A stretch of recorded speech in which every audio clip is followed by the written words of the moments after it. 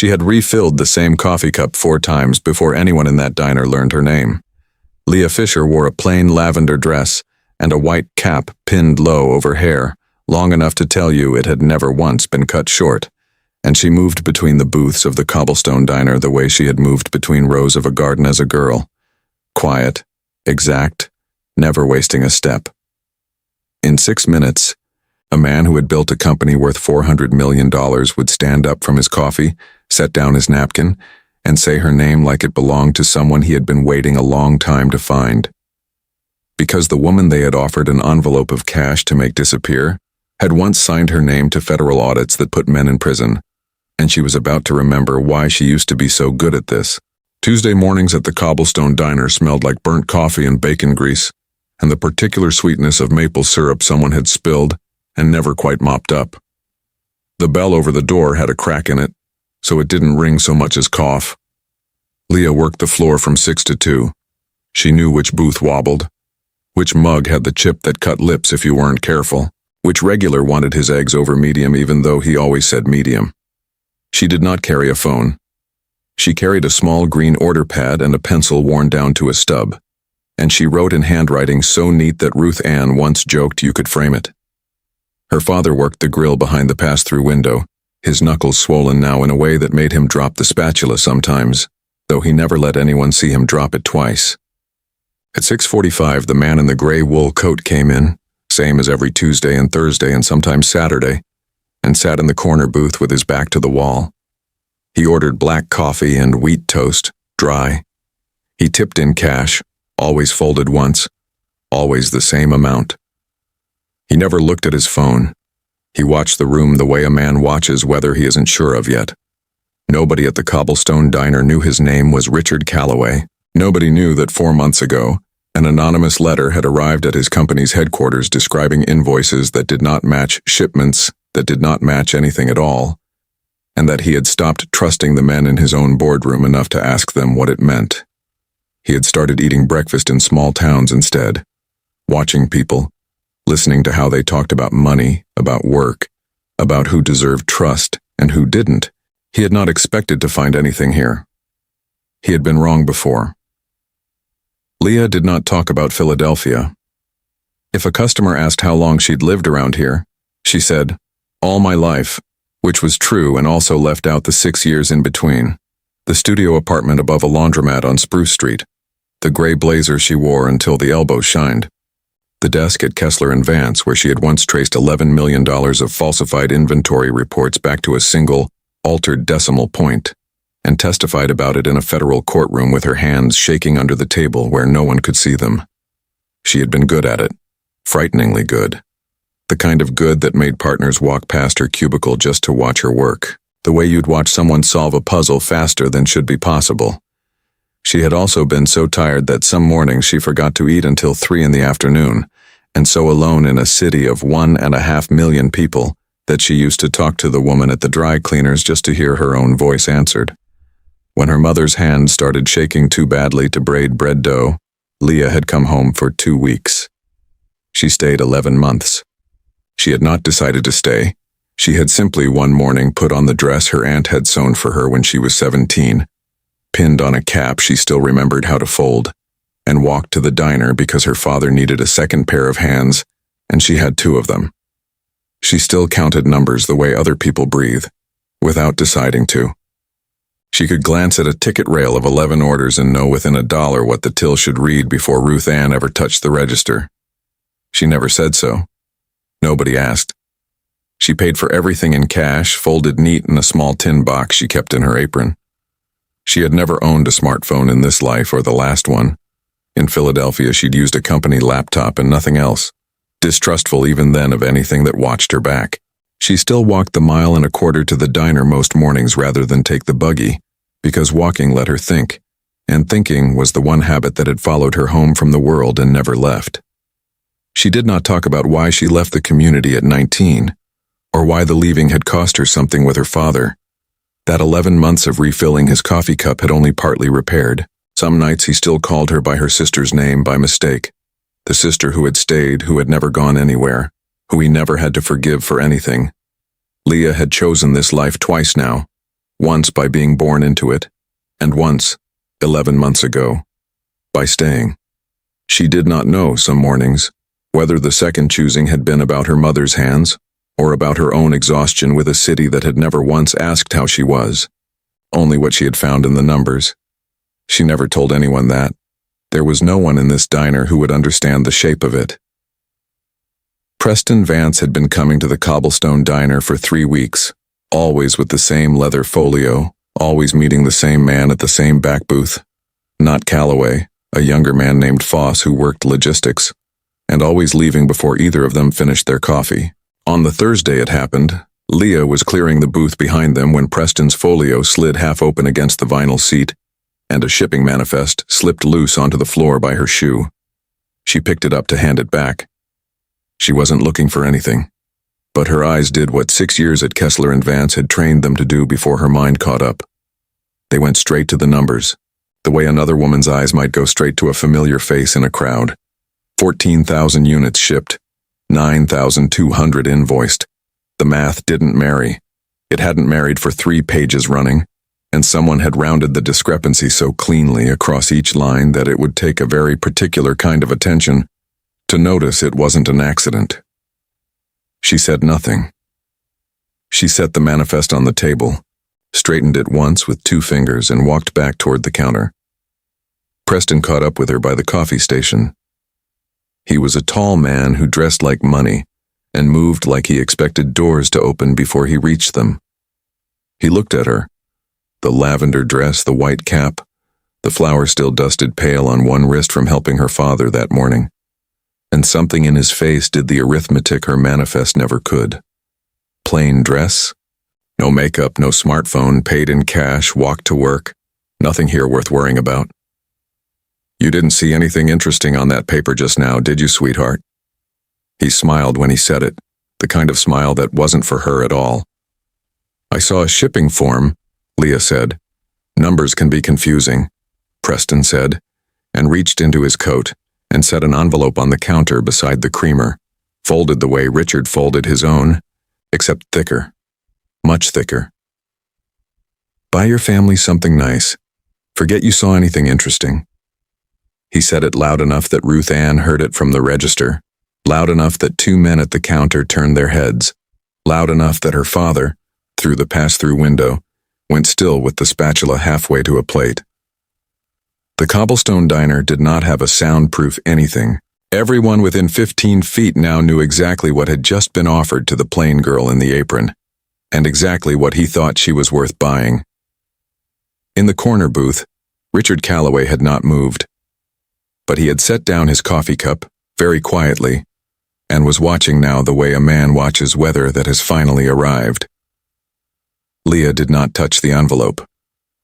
I don't want your money, she said, and her voice did not shake, which surprised her more than it surprised anyone watching.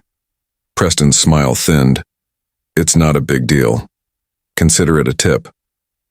He nudged the envelope an inch closer with 2 fingers, the way you'd push a stray coin toward a beggar, expecting the reach to be automatic. I already have work to do, Leah said, and picked up her coffee pot and walked toward the corner booth to refill a cup that did not need refilling, because it was the only direction that took her away from him. Preston did not let it go. Men like Preston rarely did, not in front of an audience, not when the audience had just watched him get told no by a woman in a bonnet. Sweetheart, he said, following 2 steps behind her, voice pitched to Carrie now, performing for the counter as much as speaking to her. I don't think you understand what you almost involved yourself in. This isn't your world. Take the money, forget the paper, and go back to whatever it is you people do out here. Ruth Ann's mouth had gone into a hard, flat line. Dale Fisher had come around from behind the pass-through window, wiping his hands on his apron, moving slower than he wanted to because his knees didn't listen to urgency anymore. She said she doesn't want it, Dale said. Preston barely glanced at him. This doesn't concern the kitchen. It was the kind of sentence that arrives in a room and changes its temperature. 2 men at the counter set down their forks. Ruth Ann came around the register with the specific fury of a woman who had been pouring coffee in this diner for 30 years and had never once seen anyone talk to like that under her own roof. Leah stood very still, coffee pot in hand, the steam curling up past the white edge of her cap, and said nothing at all, because there was nothing to say to a man who had already decided, before she opened her mouth once, exactly how much she was worth and exactly how little. In the corner booth, Richard Calloway set 2 folded bills under his coffee cup, stood up slowly, buttoned his gray wool coat, and for the first time in 4 months of quiet Tuesday and Thursday mornings, walked directly toward the counter instead of the door. Preston. One word. It landed in the diner like a dropped plate. Preston turned, already composing an easy laugh for whoever this old man in the gray coat was, and the laugh died somewhere in his throat when he saw who had said it. Mr. Calloway. The name came out thin. I didn't realize you ate here. Every Tuesday and Thursday for 4 months, Richard said. You never asked. He did not raise his voice. He didn't need to. The diner had already gone the particular silence of a room that senses it is about to learn something. I'll explain the manifest, Preston said quickly. There's a logistics discrepancy. We've been tracking it internally. I was about to bring it to your office this week. You were about to pay a waitress to unsee it, Richard said. I watched you do it. So did she. He turned for the first time, fully toward Leah, and something in his face shifted from the flat, weather-watching stillness he'd worn for 4 months into something sharper. Older. Like a man remembering a name he'd filed away and forgotten he was still looking for. What did you see on that page? He asked her, not unkindly, not like Preston had asked, like a man asking a colleague. Leah set down the coffee pot. She had not planned to answer this out loud in front of a room, in a voice that still remembered how a courtroom went quiet when she spoke. But her father was standing 3 feet away with his ruined hands folded in his apron, and Preston's envelope was still sitting untouched on the counter, and something in her, something 6 years old and 6 years dormant, simply stood back up. 14,000 units shipped against 9,200 invoiced, she said. The gap is spread evenly across 3 pages, so no single line looks wrong on its own. That's not a clerical error. Clerical errors don't round that clean. The diner did not make a sound. Richard Calloway looked at her for a long moment, at the lavender dress, the flour-dusted wrist, the pencil tucked behind her ear, and something in his memory clicked into place the way a key finds the one lock it was cut for. Leah Fisher, he said slowly. Kessler and Vance. You did the forensic work on the Meridian Trust case. 4 years ago. I sat on an advisory panel that reviewed that testimony. He shook his head, half a laugh escaping him, disbelieving. I have been eating breakfast across the room from you for 4 months. Preston's face had gone the color of the wall behind him. That's not possible, Preston said too fast. She's a waitress. She's the woman who put 3 executives from a company twice our size in a federal courtroom, Richard said. And apparently now she's also the woman who caught you in about 4 seconds what my entire finance department hasn't caught in 4 months. He turned to Leah again, and this time there was nothing careful about the way he looked at her. No measuring of her dress or her cap or what any of it was supposed to mean about who she was. I didn't recognize you at first because I never expected to find you, he said, quiet enough now that it was almost just for her. I've been eating here because I didn't trust a single person in my own boardroom anymore. I did not expect the answer to be sitting across the room refilling my coffee. Leah did not smile exactly. Something in her stood very straight, the posture of a woman who had spent 11 months forgetting she used to stand this way.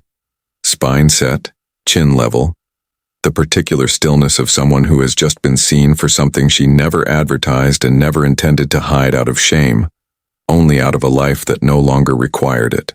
I didn't go looking for your papers, Mr. Calloway, she said.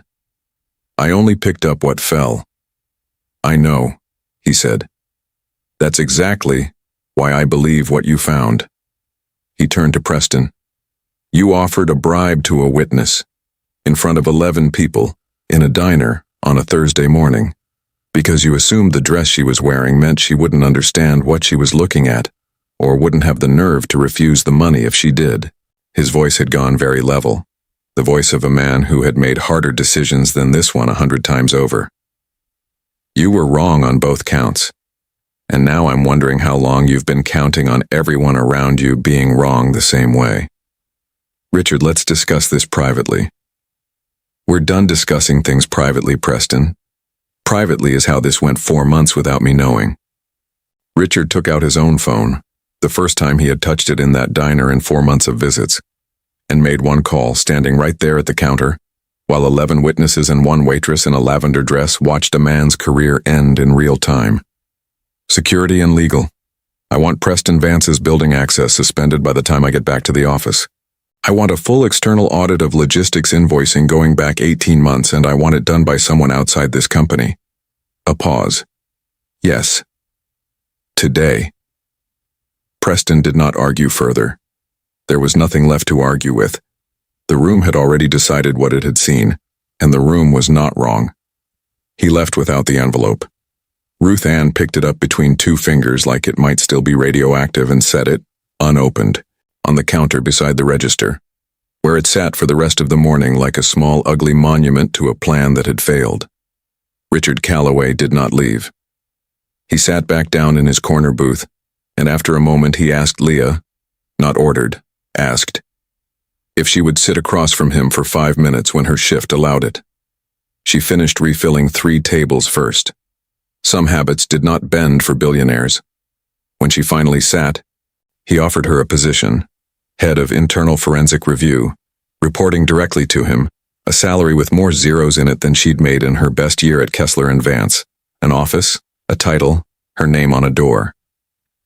You'd never have to wonder if anyone believed you again, he said.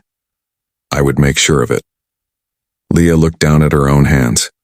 The same hands, calloused now in different places than they'd been in Philadelphia, steady in the particular way of someone who has spent 11 months kneading bread before dawn. I believe me, she said. That was never the part I was missing. She did not say no right away, and she did not say it unkindly when she finally did. I'll look at what your audit find, she told him. If they need someone to explain a manifest, I can do that from here, on paper, same as I found it. But I'm not coming back to an office, Mr. Calloway. I already left that life once. I'm not sure I left it because it was wrong for me. Some mornings I still don't know that. But I know what it cost, and I know what staying here has given back that the salary never did. Richard studied her for a long moment, the way he'd studied the room for 4 months before he understood what he was looking for in it. Your father, he said, glancing toward the pass-through window, where Dale Fisher stood pretending very hard not to be listening. My father, Leah agreed, and a few other things I'm still working out how to say.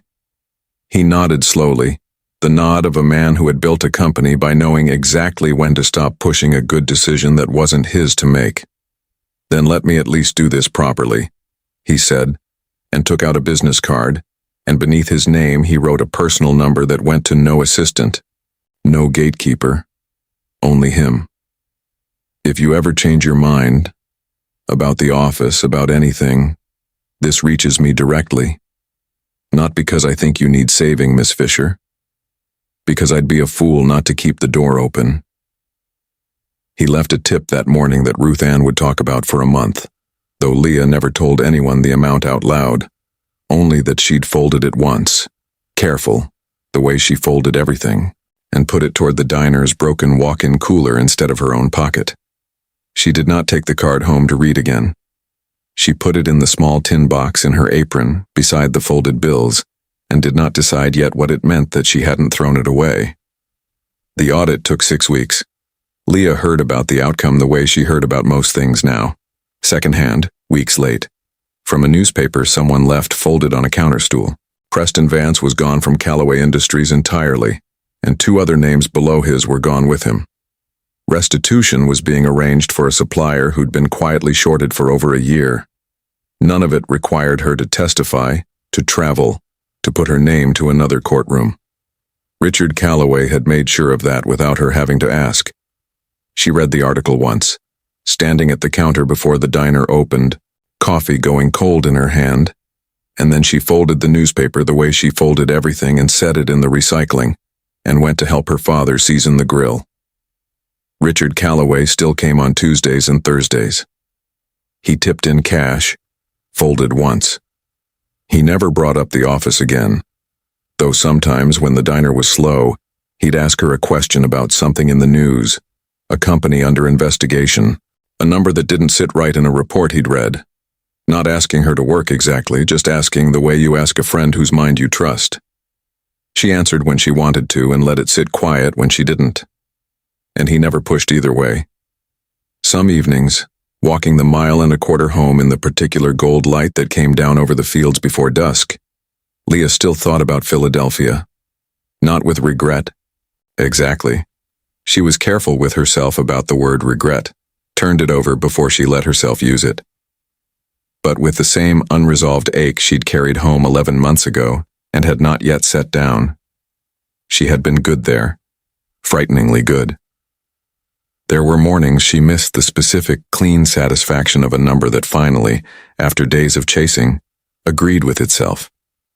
She did not know, walking that road with the smell of cut hay drifting off Zimmerman's backfield and the sound of her own shoes on gravel, whether she had left the right amount of herself behind in that city, or too much, or not enough. She did not think that question would ever fully close. She had simply stopped needing it to. Her father was waiting on the porch most evenings now when she came home, which he had not always done, in the years right after she'd left and the strange, careful years right after she'd come back. He didn't say much. He handed her a cup of something warm and sat with her while the light went down, and some nights that was the whole conversation, and it was enough. And some nights it wasn't quite enough, and she was learning to let that be true too without it undoing anything. She never told the customers at the Cobblestone Diner what she used to do in Philadelphia. She never explained the cap or the cash box, or why she wrote her order tickets in handwriting neat enough to frame. She let them see whatever they were going to see. A plain woman, quick with a coffee pot, careful with a check. And she let the rest of it stay hers, not out of shame, and not quite out of humility either, but because some things a person carries are true precisely because no one else needs to be told about them. She had not become someone else the morning she stood at that counter and named the gap in Preston Vance's numbers. She had simply let the room see a little more of who she had always been. The girl who left, the woman who came back, the accountant who never fully stopped counting, the daughter learning, cup by folded cup, how to be forgiven and how to forgive in return. Some people carry their gifts quietly until the world forces them into the light, and then, if they are lucky, they get to choose, again, to go home.